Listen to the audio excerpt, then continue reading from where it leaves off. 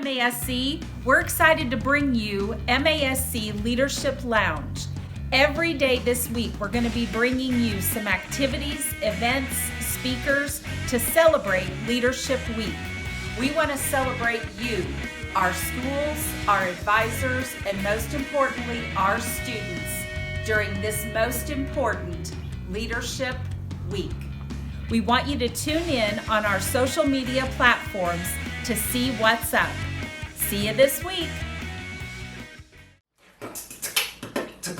Missouri Student Council, what's up today? It's your boy Jake Kelfer, and I'm here to say, hey! What's up, you guys? My name is Jake Kelfer. I'm so excited to kick off your Leadership Week. I hear this is all about the Leadership Lounge. For you guys, I got my lounge here for you guys today.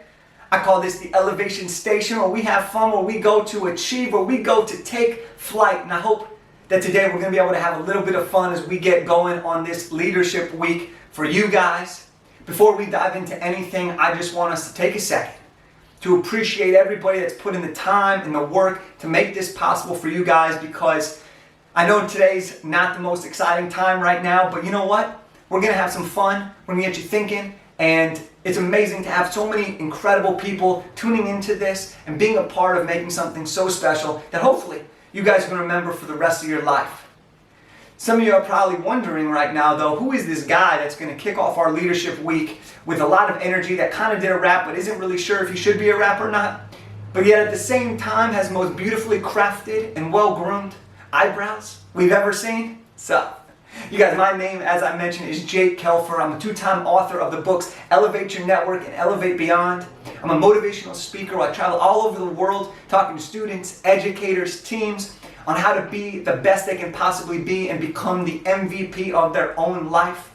And I'm also the founder of the Professional Basketball Combine, which has helped over 70 NBA draft prospects turn their dream of becoming their reality, with players playing in over 31 countries throughout the globe. You guys, I want to get real here for a second. And it's really important that we talk about this just for a quick second here, and to acknowledge what's going on. Right? It's not ideal. Now I'm supposed to be with you guys in March, and I'm bummed that I missed this, but we couldn't have planned this. We couldn't have ever planned that this would be happening right now, and I know for some of you, you're probably angry, you're sad, you're frustrated, you're upset, you're wondering when are we going to get things back to normal. I'm right there with you. I'm right there with you. For some of you, you're probably upset that you aren't going to have the birthday party that you thought you were going to have. You aren't going to have the prom that you always dreamed of having this year. You aren't going to be able to have the same graduation ceremony, potentially. But just because we're having change, just because things are different doesn't mean it's the end of the world. Different just means different. And how we change our perspective, and how we change the way we view things, and how we choose to respond to these situations is going to really help us as we move forward through this week, which you guys have an incredible week planned, but also just through the rest of our lives. And look, I'm going to be the first one to say this. There are some days where I'm feeling like $1,000,000, where I'm like, let's go, I got no distractions whatsoever, I'm purely focused. And there are other days where I'm struggling, where I want to just curl up in my bed and watch some Netflix, or maybe I just want to scroll through TikTok and just be like, hey, right? But no matter what it is, we have to keep fighting, we have to keep going. And today I hope I can share a few stories with you guys and really just, motivate you guys to be inspired, to keep on going. Because life is a blessing. We're all here. If you're watching this, you're breathing. If you're breathing, you're alive. And if you're alive, that means there's possibilities. Growing up for me, I had a friend when I was in high school. His name was David Stroud. And David Stroud, my sophomore year of high school, his senior year of high school, he was actually diagnosed with Hodgkin's lymphoma cancer. And just immediately, his journey changed. He couldn't have predicted that he was going to get cancer right before our basketball season. See, Dave was the guy that everybody loved. He was going to go to college. He was going to get a great job. He was going to have this amazing family. He was just this great dude. He was 6 feet, 6 inches. Everyone loved Dave. He was just the man. But when he had cancer, everything changed for him. And he battled it, and he beat it, and he battled it, and he beat it. And finally, he beat cancer for the final time, only to pass away from liver failure just a few weeks later. I'm not telling you the story to get you guys all depressed or anything, but I'm telling you the story because he left a quote with us. You never know how strong you are until being strong is the only choice you have. Well, right now, for many of us, we're being tested. Right now, for us, this is a time of reflection, a time of wondering who it is that we really want to become, a time of freaking out, a time of wondering just what the heck is going on. It's also a time for us to be strong. We can be strong in so many different ways. We can be strong in the ways of taking action. We can be strong in the ways of not taking action. We can be strong in the ways of giving to other people, of being there for other people, of inspiring greatness, of doing more, of being the best that we can possibly be at this time. And that looks different to every single one of us. But the most important thing that we can focus on right now is not necessarily things that are out of our control, but things that are in our control. Our perspective, the way we view things, the way we respond to things. Because look, we can't always control what happens to us, but we can always control how we respond to other things. Can't control what grade your teacher gives you on a piece of paper, but you can always control the amount of effort you put into that piece of paper. You can't control how other people treat other people, but you can always control how you choose to treat other people. You can't control how somebody else decides to lead, but you can always control how you decide to lead, with compassion, with integrity, with respect. Look, for me growing up, I thought that success was about being rich and being famous. I wanted to be the next Magic Johnson, the next Michael Jordan, the next Kobe Bryant. I'm a basketball guy. And so when I was younger, every day, I would grab my basketball, I'd go outside and I'd shoot hoops. I would do dribbling drills, I would do passing drills. And I'd always finish every workout by shooting free throws. And I'd go to the free throws because free throws are the fundamentals. And when you master the fundamentals, you can become the best that you can possibly be. And I'd shoot these free throws, and I'd go to the free throw line, I'd draw it in chalk, and I'd take 2 dribbles, and I'd shoot. But I'd always imagine before every shot that I was in Staples Center, which is where the Lakers played. I was in Game 7 of the NBA Finals, Lakers versus the Celtics, and there I was. The crowd's going crazy. The clock's expired. We're down by 1, and I had 2 shots. If I make these, we win. If I miss these, we lose. And I would come to the free throw line, and I would take my 2 dribbles, and I would shoot. And sometimes, I'd make these, I'd go, let's go! World champions. Other times, I'd miss them. But I knew that one day this hard work was going to come into fruition. And my freshman year, I made the JV team. And at the end of that season, Coach posed a question to me that led me to creating one of the biggest decisions that I had to make at that time. He said, Jake, are you going to stay on JV with me next year? Be one of our captains, one of our leaders, one of our best players? Or are you going to try out for varsity? But there's no guarantee that you're going to make that team.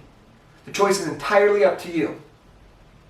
I came home that night, and I thought about it. And at first it seemed very clear. I'm going to stay on JV. I'm comfortable. I'm one of the best. It'll be easier. I'll be awesome. It'll be awesome, right? Like, I could just do all those things. And then the other side of me started to creep in, and it said, wait a sec. If I want to be the best that I can possibly be, don't I need to compete against the best that I possibly be? Don't I have to try something? Don't I have to become uncomfortable? And so in that moment, I made the decision I was going to try out for the varsity basketball team. And for me, that moment changed everything. All of a sudden, people that I thought were my friends, my mentors, coaches, people started saying, whoa, Jake, you're not ready for varsity. You're not tall enough, fast enough, strong enough. Can't jump high enough, can't defend well enough, you're not athletic enough. Jake, you should stay on JV. Now, I don't know about you, but have you ever been told that you're not good enough, that you're not smart enough, that you can't do something that you're so passionate about? And how does it make you feel? I know for me in that moment, it was one of the hardest things to hear people telling me that I couldn't pursue my dream. But the beautiful thing about this, because life is going to be full of adversity and there's always going to be things out of your control, is you can allow the haters, you can allow the negative people, the negative self-talk to win and dictate what you choose to do on your journey. Or you can allow these situations to inspire you to become the version that you want to be. And for me, I knew that the version of the person that I wanted to be was not someone that settled for second best, not someone that settled for mediocrity. It was someone that wanted to go after something bigger than just myself. To be able to do something that would provide for my family. To do something that would make me happy every single day of my life. And so I came back and I made a promise that I was going to be the best that I could possibly be on the court. Now the way it works for us when I was in high school was we had a summer roster, and that roster had 15 players. And at the end of each week, coach would cut players, he'd send players down to JV team, or you'd stay on the team another week. And for the first 4 weeks of season, I was guy number 15 on 15 on the bench. I never played a minute for those first 4 games.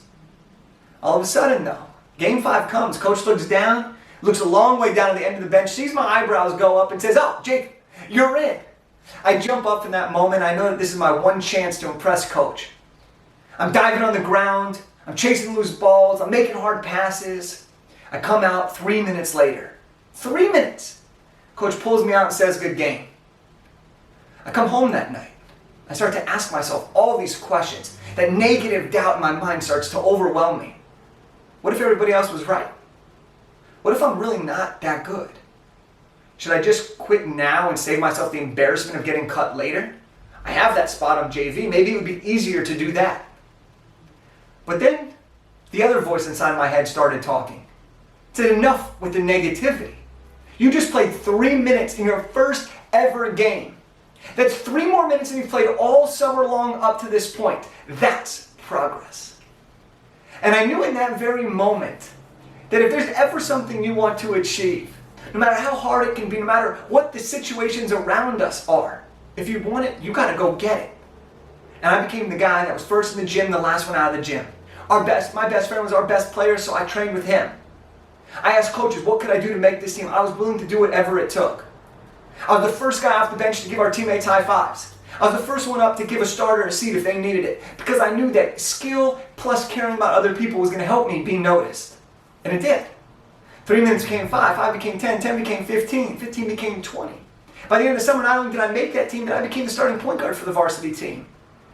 And at the end of that summer, at the end of that year, we go to the playoffs. And if we win this game, we go farther in school history than we'd ever gone before.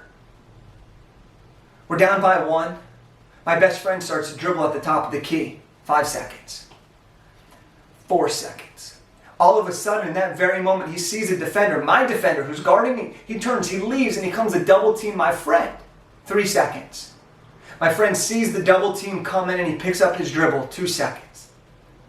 And in that moment, everybody thought he was about to take the game-winning shot. I mean, he's our best player. But he surprises everyone and throws it to me in the corner. 1 second. Now, for some reason in that moment, instead of just shooting it, which is what I was known to do, I take a dribble, I attack the basket, and I go up like I'm about to dunk it. As the clock expires, I lay the ball up, I fall to the ground, and I watch the ball go around and around and out. I had just lost the game for our team. But before I can even stand up and do the walk of shame, I hear a noise. It's the sound of a ref blowing his whistle, and he goes, foul! 2 shots, line them up. This is the moment. I go to the free throw line. The crowd's going crazy. We're down by 1. The clock's expired. I have 2 shots. If I make these, we win. If I miss these, we lose. This was the moment I've been preparing for all those years ago. The ref throws me the ball. I take a deep breath. And all I see in that very moment is the chalk where I used to have my free throw line, my driveway, and the hoop that I had practiced this exact moment years before. I flash back to reality. I take 2 dribbles. Swish. We tie the game. We go to the free throw line. The other team calls timeout because they're panicking. They don't want to lose on their home court, and we go back to our bench. And everyone's saying, Jake, you got this. Nobody's better than you. Let's go, you got this. And I just pause. I smile. I look at them and I go, damn right, I got this. The ref throws me the ball. I take 2 dribbles. Swish. I make it, and we move on to the next round of the playoffs. Over the course of the next few years, I have some of the greatest memories to this day that I've ever had by playing basketball and experiencing high school with some of my best friends.